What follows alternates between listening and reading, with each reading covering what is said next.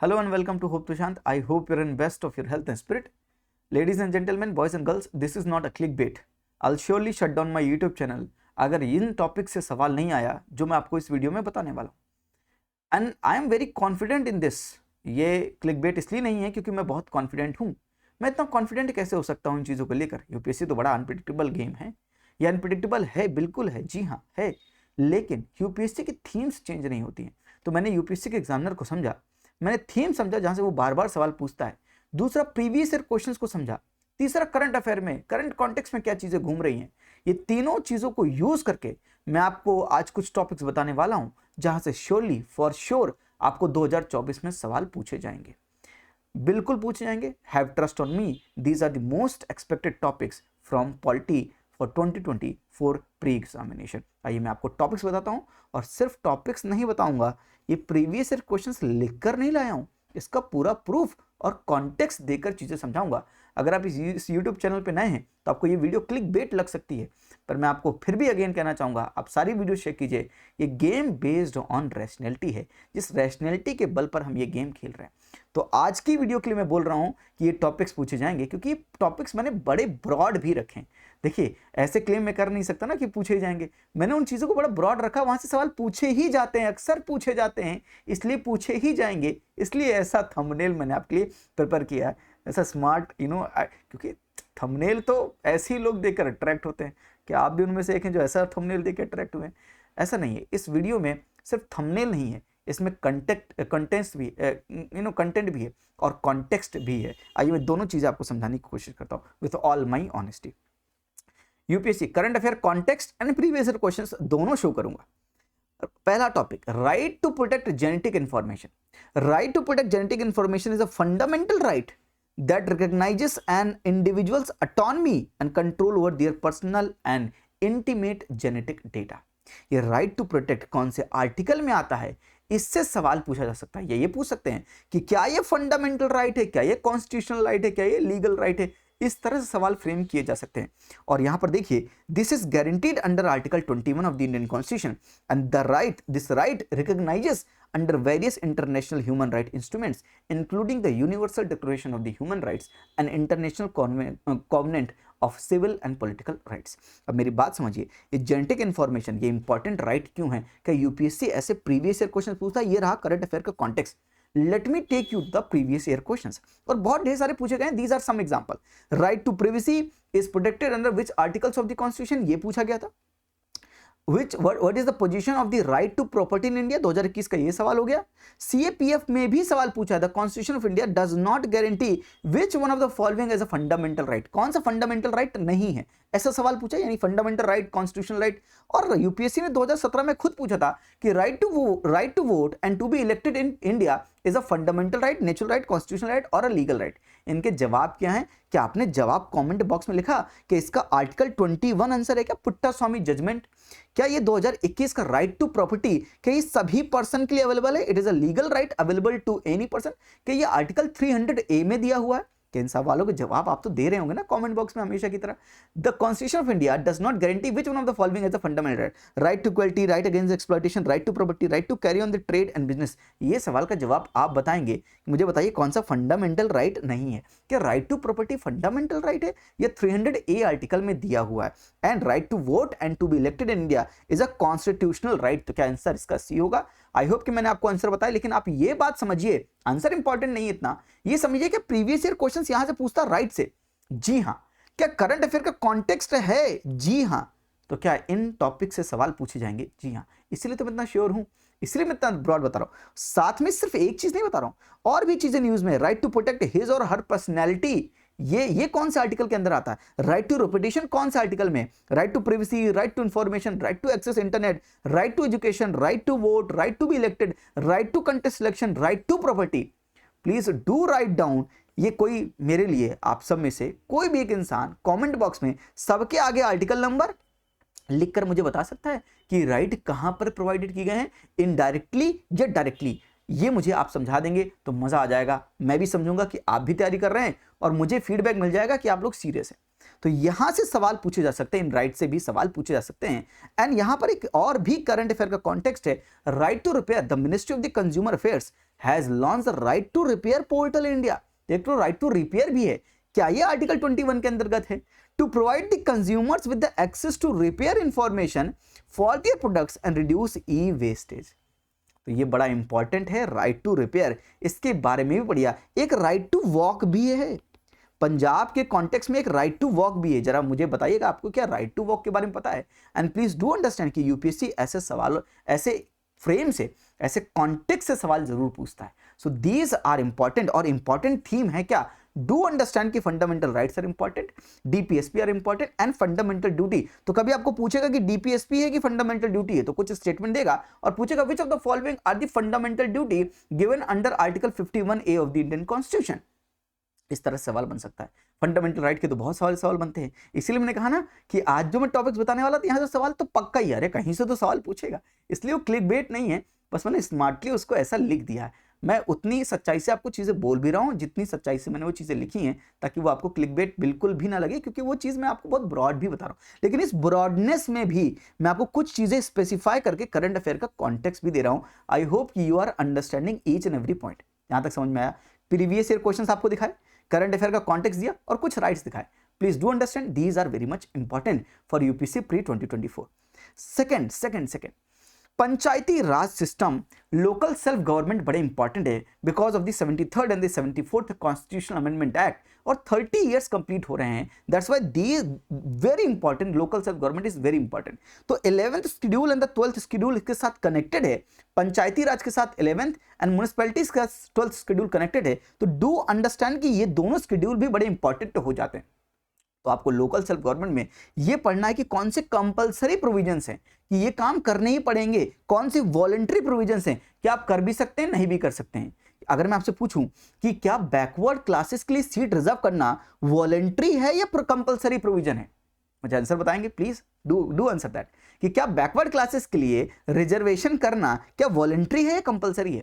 और रिजर्वेशन जरूर पढ़िएगा, एससी एसटी का कितना रिजर्वेशन है, किस अकॉर्डिंग रिजर्वेशन है, विमेन का कितना रिजर्वेशन है, और बैकवर्ड क्लासेस का कितना रिजर्वेशन है। साथ में हमारे पास जो फाइनेंस कमीशन है, स्टेट फाइनेंस कमीशन और स्टेट इलेक्शन कमीशन, दोनों बॉडीज के बारे में जरूर पढ़िएगा, बिकॉज 30 ईयर्स कंप्लीट हो रहे हैं लोकल सेल्फ गवर्नमेंट के। यस, ये कहीं ना कहीं से सवाल जरूर बनेगा, अब मुझे पता है कि बनेगा, इसलिए मैं इतना श्योर हूं कि यहां से सवाल जरूर पूछा जाएगा।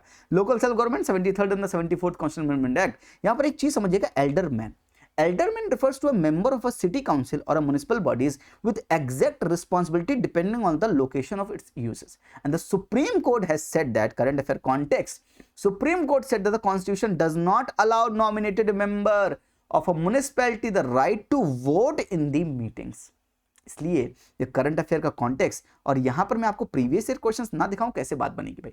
2015 में पूछा था, fundamental object of the panchayati Raj system is to ensure which among the following, तो people's participation in the development, political accountability, democratic decentralisation या फाइनेंशियल मोबिलाइजेशन। क्या होगा इसका answer?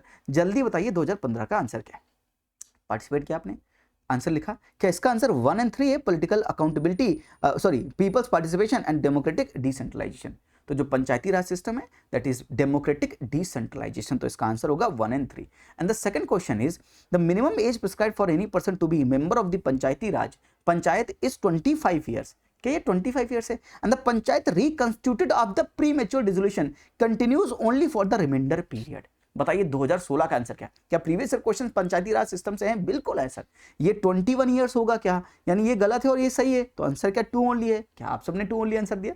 And the local self government can be best explained and exercised in the democratic decentralization। ये 2017 का सवाल था, ये 2015 का सवाल था डेमोक्रेटिक डिसेंट्रलाइजेशन, और ये 2017 का सवाल है डेमोक्रेटिक डिसेंट्रलाइजेशन। क्या प्रीवियस ईयर क्वेश्चंस रिपीट नहीं होते? क्या आपने प्रीवियस ईयर क्वेश्चंस का ढंग से एनालिसिस किया? जरूर करना है आपको। अगर आपने अभी तक नहीं किया तो माइंडसेट बिल्डर प्रोग्राम में मैंने प्रीवियस ईयर क्वेश्चंस का ढंग से एनालिसिस, जैसे एनालिसिस करनी चाहिए वैसे कराया। They can be very useful for you. और साथ में मैंने सारे इंपॉर्टेंट टॉपिक्स सभी सब्जेक्ट के 1-2 साल के करंट अफेयर से चुन कर आपको बताया है, जिसका 2 to 5% में प्रेडिक्ट द अनप्रेडिक्टेबल सीरीज यहां पर यूट्यूब पर भी आपको दे रहा हूं। लिंक डिस्क्रिप्शन में है, जाकर जरूर ज्वाइन कर सकते हैं।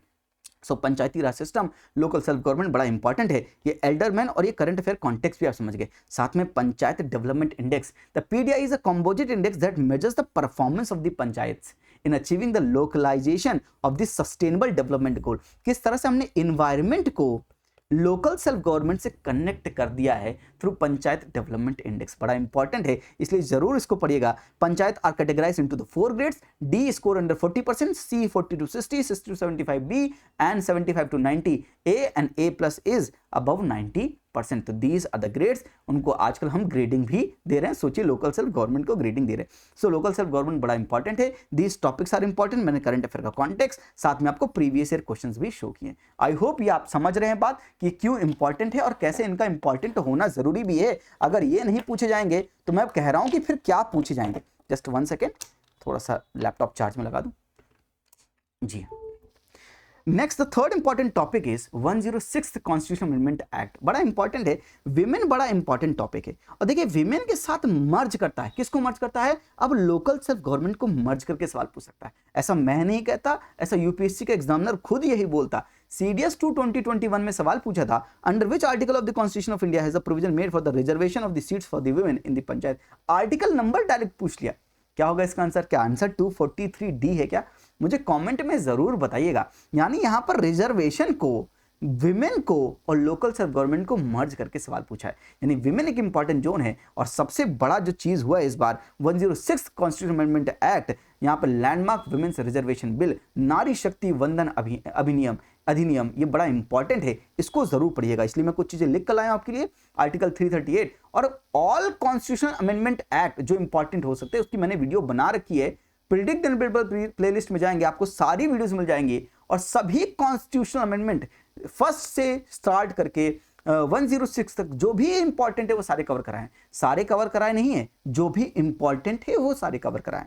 इंसर्टेड आर्टिकल 330A ऐड किया गया, 332A, 334A and amended the article 239AA, that is with reference to the UTs. यहां पर लिख भी दिया article 338 is reservation of the women in the Lok Sabha including SC and STs 1/3 of the total seats. 332 article A, 332A reservation for the women in the state legislative assembly including the SC STs 1/3 of the total seat. 334A reservation become effective after the delimitation is undertaken and the census is conducted। यानी तुरंत नहीं होगा, it is not the immediate action will take। यहां पर ये आएगा effect में, but after the delimitation is undertaken and the census is conducted तभी आएगा। And 239AA is about the NCT of Delhi, the reservation for women in the NCT of Delhi including SCs 1/3 of the total seats, and the reservation is to provided for the 15 years and can be extended, but who can extend? Parliament by law। Parliament by law can extend. Constitution में नहीं लिखा है कि extend करेगा, ये year से, माफ कीजिएगा, ये ईयर से कॉन्स्टिट्यूशन एक्सटेंड नहीं करेगा, अमेंडमेंट्स एक्सटेंड नहीं होगा, पर पार्लियामेंट के पास पावर है ये चीज एक्सटेंड करने की। And the rotation of the seats reserve after each delimitation. This is about the 106 constitution amendment act. ये थर्ड टॉपिक जो बड़ा इंपॉर्टेंट है आप सबके लिए। आई होप यहां तक मैं एकदम क्लियर हूं और चीजें मैं आपको जो बता रहा हूं ये आपको रैशनैलिटी के बेसिस पर समझ में आ रही हैं कि these are most important topic जहां से सवाल बन सकते हैं।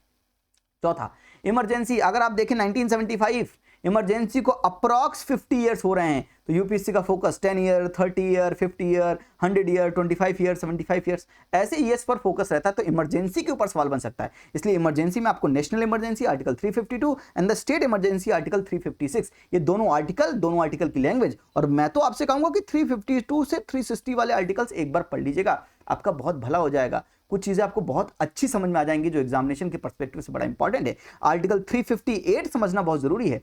अगर मैं आपसे कहूं कि in the case of the national emergency the fundamental right under article 19 is automatically suspended. In the case of the national emergency the fundamental right under article 19 is automatically suspended. बताइए ट्रू स्टेटमेंट है या correct statement है या false statement है? And by the way आपने answer दिया, by the way it is a false statement, क्योंकि national emergency जब दो ग्राउंड पर होती है, वॉर एंड एक्सटर्नल एग्रेशन के केस में, तभी आर्टिकल 19 ऑटोमेटिकली सस्पेंड होता है। आर्म्ड रिबेलियन के केस में नहीं होता है। और आप मुझे बताइए आर्म्ड रिबेलियन, पहले इंटरनल डिस्टर्बेंस लिखा था, उसकी जगह पर आर्म्ड रिबेलियन के वर्ड को रिप्लेस किया गया है। By which constitutional amendment we have done that. तो ये भी समझिएगा, साथ में 44th amendment and 42nd amendment दोनों देख लीजिएगा कि इमरजेंसी में किन किन चीजों को हमने 44th अमेंडमेंट से चेंज किया है और किन किन चीजों को हमने 42nd से चेंज किया है। These two amendments are very important in context of the emergency. The word union cabinet, the word union cabinet was added by the which amendment, क्या वो 44th अमेंडमेंट है? जी हाँ, 44th अमेंडमेंट से हमने cabinet word use किया था, जहां पर रिटर्न रिकमेंडेशन कैबिनेट की चाहिए होती है in case if you are applying the national emergency. तो बड़े इंपॉर्टेंट है, इमरजेंसी बड़ा इंपॉर्टेंट है। 50 ईयर्स कंप्लीट हो रहे हैं और क्या प्रीवियस ईयर क्वेश्चन है? बिल्कुल प्रीवियस ईयर क्वेश्चन है। यहाँ पर लिखा है proclamation of the president rule, यहाँ पे आर्टिकल 356 के बारे में बात हो रही है। Dissolution of the state assembly, dissolution of the state legislative assembly. यहाँ पर सवाल पढ़ लेते हैं, which of the following are not necessarily the consequences of the proclamation of the president rule। यानी कौन सा नेसेसरली होगा ही होगा, ये बताइए कि प्रेसिडेंट रूल लगाने से कोई चीज नॉट नेसेसरली, ऐसा नहीं है कि ये बात समझ रहे हैं। तो dissolution of the state legislative assembly, removal of the council of minister in the state and the dissolution of the local bodies, not necessarily the consequences. तो आप ये सोचिए, उल्टा सोचिए, कौन सा होगा ही होगा? प्रेसिडेंट रूल लगाओ, प्रेसिडेंट रूल लगाओगे तो काउंसिल ऑफ मिनिस्टर स्टेट में हट ही जाएंगे। तो ये नेसेसरली होगा, मतलब 2 आंसर नहीं हो सकता। तो क्या आंसर इसका 1 और 3 है? मुझे आप बताइएगा कमेंट बॉक्स में कि नॉट नेसेसरली द कॉन्सिक्वेंसेस का dissolution of the state legislative assembly and the dissolution of the local bodies, they are not necessarily the consequences of the proclamation of the president rule under article 356 of the Indian constitution. ये बड़ा important है, देखिए previous year question भी पूछा गया था और 2018 में भी पूछा गया। If the president of India exercises his power as provided under the article 356 of the constitution in respect of the particular state, then क्या होगा? Assembly of the state is automatically dissolved. Power of the legislature of the state shall be exercisable by or under the authority of the parliament. Article 19 is suspended in that case and the president can make law relating to that state। ये जवाब आप देंगे, इसका जवाब मैं नहीं दूंगा। मैं कुछ हिंट दे सकता हूं। Assembly of the state is automatically dissolve, assembly dissolve होती है ऑटोमेटिकली, ये काउंसिल ऑफ मिनिस्टर होते हैं, पहला हिंट। दूसरा, आर्टिकल 19, क्या हम कभी प्रेसिडेंट रूल के केस में आर्टिकल 19, आर्टिकल 20, 21 के बारे में बात भी करते हैं? ये 2 चीजें अगर आप समझ गए तो आप समझ सकते हैं कौन सा आंसर होगा। क्या इसका आंसर बी है? पावर ऑफ द, बता ही दिया अंत में, power of the legislature of the state shall be exercisable by और under the authority of the parliament. इसका आंसर बी होगा। एंड 2022 में भी सवाल पूछा, which of the following is are the exclusive power of the Lok Sabha. Exclusive मतलब राज्यसभा के पास नहीं, एक्सक्लूसिव लोकसभा के पास ही है। To ratify the emergency, declaration of the emergency, to pass a motion of the no confidence against the council of minister, to impeach the president of India. President के case में तो एक्सक्लूसिव पावर नहीं है। I hope you getting my point. तो president के case में कौन सी power है? क्या राज्यसभा के पास भी पावर है और लोकसभा के पास भी पावर है? तो क्या यहाँ पर एक्सक्लूसिव पावर है? क्या 3 आंसर हो सकता है क्या? और 3 नहीं होगा तो क्या 1, 3 एंड 3 ओनली, यानी सी और डी गायब हो गए। अब 2 तो हो गई होगा, no confidence. To ratify the declaration of the emergency, to ratify the declaration of the emergency. तो रेटिफाई दोनों हाउस करते हैं, सिर्फ लोकसभा करता है। क्या इसका आंसर 2 ओनली है क्या? मुझे आप ये बताएंगे कमेंट बॉक्स में, थोड़ा मजा आएगा। तो इमरजेंसी से क्या प्रीवियस ईयर क्वेश्चंस पूछ रखे हैं? क्या करंट कॉन्टेक्स्ट या करंट अफेयर का कॉन्टेक्स्ट नहीं, लॉजिक है? हाँ जी हाँ, लॉजिक है। तो क्या एग्जामिनर पूछ सकता है? बिल्कुल पूछ सकता है। This is the 4th most important area जहां से यूपीएससी सवाल बना सकता है। इसलिए मैं आपको इतनी चीजें बता रहा हूं, इसलिए मैं इतने कॉन्फिडेंस से आपको बोल रहा हूं कि इस वीडियो से एक ना एक क्वेश्चन 2, 4, 5 इनसे मिलेंगे आपको, और ये इंपॉर्टेंट एरियाज है। और ये मैं बताने का मोटो भी है, ये टॉपिक्स मैं आपको बता रहा हूं क्योंकि इनको अच्छे से रिवाइज करके इनको कंसोलिडेट कर लीजिए। These are most important topic from the polity. आपका ही भला होगा सर, आपका ही एग्जामिनेशन में मार्क्स आएंगे और आप कट ऑफ जरूर क्लियर करेंगे। सही ढंग से पढ़ाई कीजिए, उन एरियाज पे फोकस कीजिए जो बहुत इंपॉर्टेंट है। क्या इलेक्शन इंपॉर्टेंट है? 5th most important topic is election. क्या इलेक्शन ईयर है? बिल्कुल। क्या इलेक्शन से रिलेटेड कोई लॉ आया है क्या? बिल्कुल आया है। Chief election commissioner other election commissioner, यहाँ पर Rajya Sabha recently approve the chief election commissioner the other election commissioner appointment condition of service the terms of office act of 2023। ये रहा करंट अफेयर का कॉन्टेक्स्ट। सबसे पहले आपको मैं बताता हूँ, और करंट अफेयर का कॉन्टेक्स्ट क्या है? इलेक्शन ईयर है। और दूसरा, प्रीवियस ईयर क्वेश्चंस क्या पूछे जाते हैं इलेक्शन से? Let me take you to the previous year questions. 2017 में ही पूछा था, election commission of India is a 5 member body. क्या 5 मेंबर बॉडी है? Union ministry of the home affair decide the election schedule of the conduct for the conduct of the both general election the by election. Election commission resolve the dispute relating to the splits and the merger of the recognised political parties. अगर union ministry of home affairs decide करे election schedule, तो फिर election commission of India क्या कर रहा है? Answer ये 2 नहीं हो सकता। आंसर ये 2 नहीं हो सकता, तो एलिमिनेट होके क्या आंसर डी है? क्या आंसर डी है? आपने भी डी दिया क्या? भाई पॉज करके अपने आप आंसर लिख दिया करो, मेरी गाड़ी चलती रहेगी। आप अपनी गाड़ी चला के रोक लिया करो, फिर जवाब दिया करो, फिर मेरा जवाब सुना करो, ठीक है। 2020 का ये सवाल, according to constitution of India a person who is eligible to vote can be made a minister in a state for 6 months even if she is not a member of that state according to constitution of India। this is a trap, classical trap of UPSC, इसलिए statement गलत है। दूसरा, according to the RPA 1951, a person convicted of a criminal offence and sentence to prison by for the 5 years is permanently disqualified. क्या permanently disqualify करते हैं? या lily Thomas case कुछ और बोलता है? मुझे कमेंट बताइएगा। यस, तो ये भी गलत है। तो आंसर क्या होना चाहिए? Neither 1 nor 2। क्या इलेक्शन से सवाल पूछते हैं? क्या आरपीएस से सवाल पूछ रहे? बिल्कुल। For election to the Lok Sabha nomination paper can be filled by, कौन फिल्ड कर सकता है? एनीवन रिसाइडिंग इन इंडिया, कोई भी जो इंडिया में रह रहा है, फॉरेनर्स भी।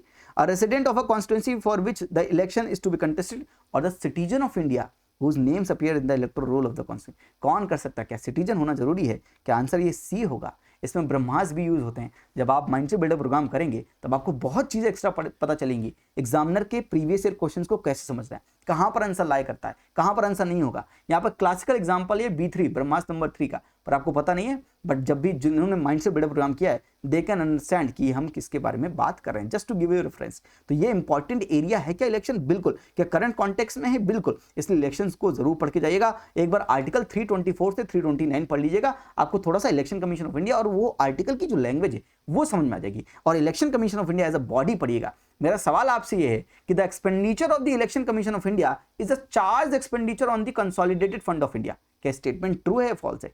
मुझे देखो बता देना कि इलेक्शन कमीशन ऑफ इंडिया का जो एक्सपेंडिचर है क्या वो चार्ज एक्सपेंडिचर है क्या कंसोलिडेटेड फंड ऑफ इंडिया का, ये वोटेड अपॉन है? जरूर बताइएगा, मजा आएगा। और एक्ट 2023, ये एक्ट समझ लीजिए, condition of service, appointment and terms of office. यहां पर इस एक्ट में क्या बोला गया? The CEC and the EC will be appointed by the president on the recommendation of the selection committee, or selection committee will consist prime minister, union cabinet minister, and the leader of the opposition or the leader of the largest opposition party in the Lok Sabha. And the bill retains the constitutional provision article 324 5 clause 5 that allows CEC to be removed like a Supreme Court judge, while EC can be removed on the recommendation of the CEC. तो ये change नहीं किया यहां पर। हाँ, supreme court की जज की तरह ही CEC को निकालेंगे, ईसी को तो on the recommendation of the CC निकाल सकते हैं। ये आई होप कि आपको ये चीज समझ में आ गई। और ये बड़ा इंपॉर्टेंट एक्ट है इन context of elections also, in context of the democracy also. RPA 1950 and 1951 very important. इनके थोड़े से जो भी बहुत बड़ा नहीं है, छोटा ही है, इनके बारे में पढ़ेंगे, आपको समझ में आएगा। And the model code of conduct is a very important topics. Electoral bond and funding कहां जाएगा? इलेक्शन की बात कर रहे हैं, और इलेक्शन की बात करें तो registered and recognised political party सवाल पूछता है UPSC, recognised political party registered, इसलिए इसको पढ़कर जाइएगा, आपको एग्जामिनेशन में हेल्प होगी। This is fifth important topic, जहां पर मैंने आपको करंट अफेयर का कॉन्टेक्स्ट दिया और प्रीवियस ईयर क्वेश्चन का भी कॉन्टेक्स्ट दिया। मैं जो बोल रहा हूं वो कर रहा हूं, यहां से टॉपिक पूछे नहीं जाएंगे तो कहां से पूछे जाएंगे? तो six important topic is fifth and sixth schedule of the constitution. ये बड़े इंपॉर्टेंट है, यहां से बार बार सवाल पूछता है। मैंने पिछली बार भी बोला था, चिल्ला चिल्ला के बोला था। पिछले बार की प्रिडिक्ट द अनप्रेडिक्टेबल सीरीज से मोर देन 13-14 क्वेश्चंस आए हैं।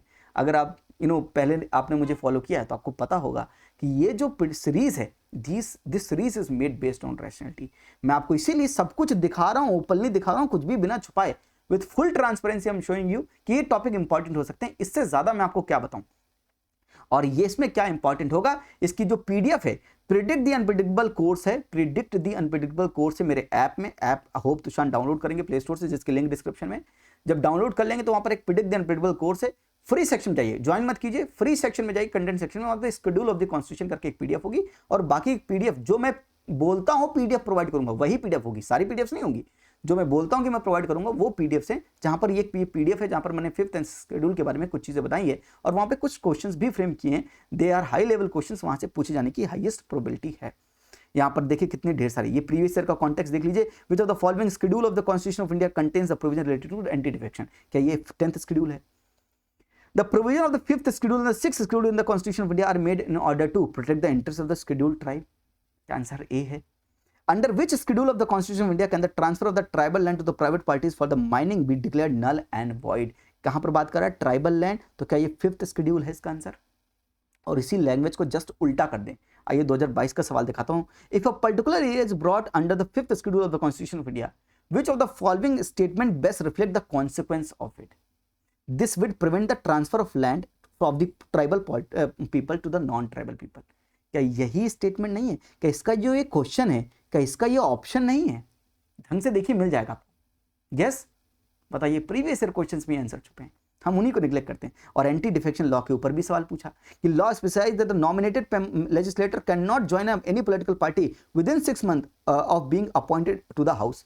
नॉमिनेटेड मेंबर ज्वाइन कर सकता है विद इन 6 मंथ, 6 मंथ के बाद नहीं कर सकता। I hope you got the point. Independent member join ही नहीं कर सकता। The law does not provide any time framework within which the presiding officer has to decide a definition case. Law provide बिल्कुल नहीं करता है। इसका answer क्या होगा मुझे आप बताएं। क्या इसका आंसर 2 ओनली है, क्योंकि ये तो गलत है। अब ये does not provide any time frame, तो स्पीकर के लिए कोई टाइम फ्रेम है क्या कि वो डिफेक्शन का केस डिसाइड करे। आपने मणिपुर वाला केस देखा था जहां पे सुप्रीम कोर्ट ने इंटरवीन करके बोला था कि 3 महीने में देना है जवाब। आई hope you got the point. ये सवाल 2022 का और 2022 का ये सवाल सब शेड्यूल से ही है। और मैंने आपको जब बोला था कि 2022 के ये सवाल जब 2023 के लिए भी बता रहा था तो मैंने बोला था देखिए शेड्यूल से सवाल पूछा जाएगा, और 2023 का शेड्यूल वाला सवाल देख लीजिए आप। With reference to the schedule areas in the Constitution of India, which of the following statements within a state the notification of the areas as a schedule areas takes place to the order of the president? The largest administrative unit forming the schedule areas is the district, and the lowest is the cluster of list that is called in the block. And the chief minister of the concerned state are required to submit annual reports to the Union Home Ministry on the administration of the scheduled areas in the state. इसमें 2 statement सही हैं। मुझे आप मुझे बताइए इसमें कौन से स्टेटमेंट सही है और इसका आंसर क्या है। यूपीएससी ने आंसर क्या है, इसका ओनली 2 दिया है, और अगर ओनली 2 दिया है तो फिर आंसर क्या है। तो बड़ा इंपॉर्टेंट एरिया है 5th एंड 6th शेड्यूल। जो पीडीएफ है वहां पर भी इसका एक्सप्लेनेशन आपको मिल जाएगा। जब आप पीडीएफ रीड करेंगे तो उसी हिसाब से मैंने वो पीडीएफ में लिखा है। बहुत ढेर सारी चीजें नहीं लिखी हैं पर इंपॉर्टेंट चीजें वहां पर मेंशन है। I hope you understood. This is the 6 important topics जहां से सवाल पूछे जाने की मैक्सिमम प्रोबेबिलिटी है। And last is these things. Theory of constitutionalism से सवाल पूछेगा, parliamentary form of government, presidential form of government, semi presidential form of government, यहां सवाल पूछेगा। बेसिक स्ट्रक्चर डॉक्ट्राइन से पूछे जाने की हाईएस्ट प्रोबेबिलिटी है। एंड जुडिशरी में इंटीग्रेटेड इंडिपेंडेंट अपॉइंटमेंट कैसे होता है, रिमूवल कैसे होता है, सैलरी अलाउंसेस हाई कोर्ट जज के कहां पर चार्ज होता है, सुप्रीम कोर्ट के जजेस पे कहां पे चार्ज होता है, उनकी पेंशन कहां पे चार्ज होती है, ये सारे सवाल। Article 142, article 143, advisory jurisdiction, code of record, contempt of court. क्या contempt of court word mention है कॉन्स्टिट्यूशन में? मुझे जवाब दीजिएगा। और अगर आपको जवाब जानना है तो एक बार आर्टिकल 142 लैंग्वेज पूरी पढ़िएगा, आपको जवाब मिल जाएगा। ये इंपॉर्टेंट क्यों है? क्योंकि यूपीएससी यहां पर फोकस करता है। पार्लियामेंट्री सिस्टम ऑफ गवर्नमेंट के ऊपर सवाल पूछ चुका है 2020 में भी, और 2023 में भी पूछा था। Chief purpose of the constitution of a country, यानी ये कॉन्स्टिट्यूशनलिज्म का क्वेश्चन था 2023 का। ये पार्लियामेंट्री, और भी ढेर सारे सवाल है। ऐसा नहीं कि सिर्फ एक सवाल पूछा पार्लियामेंट्री फॉर्म ऑफ गवर्नमेंट में, कई सवाल पूछे। वो सारे सवाल मैंने माइंडसेट बिल्डअप प्रोग्राम में करवाए भी हैं, वर्ड बाय वर्ड एक एक क्वेश्चन रीड करके ढंग से समझाया है, ताकि, और ऐसा नहीं कि सीएससी के, सीडीएस के भी और सीएपीएफ के भी, ताकि आपको कॉम्प्रहेंसिव पिक्चर मिल सके। और मैंने एग्जामिनर के माइंडसेट को खोल खोल कर समझाया। इस दोनों का जवाब मुझे कमेंट बॉक्स में जरूर दीजिएगा। बड़े इजी सवाल है, लेकिन ये सवाल पूछे जाते हैं इन जगह से सवाल पूछे जाते हैं, इस एरिया से सवाल पूछे जाते हैं। That's why this is 7th most important topic या मोस्ट इंपॉर्टेंट एरिया जहां से सवाल पूछा जा सकता है। सो मैंने आपको कुछ चीजें बताने की कोशिश की है। आई होप यू अंडरस्टूड कि आपको मैंने 25-27 मिनट्स में इतनी चीजें बताई हैं जहां से पक्का बहुत ढेर सारे सवाल बनेंगे। पॉलिटी के मैक्सिमम क्वेश्चंस यहीं से बनते हैं। ट्रस्ट मी, पॉलिटी के मैक्सिमम क्वेश्चंस यहीं से फ्रेम होते हैं। इसलिए एक वीडियो में मैंने वो टॉपिक्स आपके लिए अरेंज किए जहां से सवाल पूछे जाएंगे। इसलिए मैंने लिखा था कि I will shut down my YouTube channel अगर यहां से सवाल नहीं पूछा जाएगा। अगर यहां से सवाल नहीं पूछा जाएगा तो दुनिया में कहीं से सवाल नहीं पूछा जाएगा, because this is too open ended. I hope you understood the purpose of the video, कि मैं आपको पॉलिटी के एरियाज बता सकूं, और ये एरियाज अगर आप पढ़ेंगे, इनमें अपने आप को मजबूत करेंगे, पॉलिटी के सवाल गलत नहीं होंगे। कोर सब्जेक्ट के सवाल जब गलत नहीं होते तो कॉन्फिडेंस आता है और कट ऑफ भी इजिली पार कर पाएंगे। I hope this video helps you. अगर आपकी इस वीडियो ने थोड़ी भी मदद की है तो लाइक करना मत भूलिएगा, शेयर कर दीजिएगा, अपना कॉमेंट फीडबैक कॉमेंट के थ्रू मुझे बताइए। एंड आज के लिए इतना ही। सब्सक्राइब करना भूलिएगा मत बिल्कुल भी, वो लाल बटन दबा। थैंक यू, नमस्ते, जय।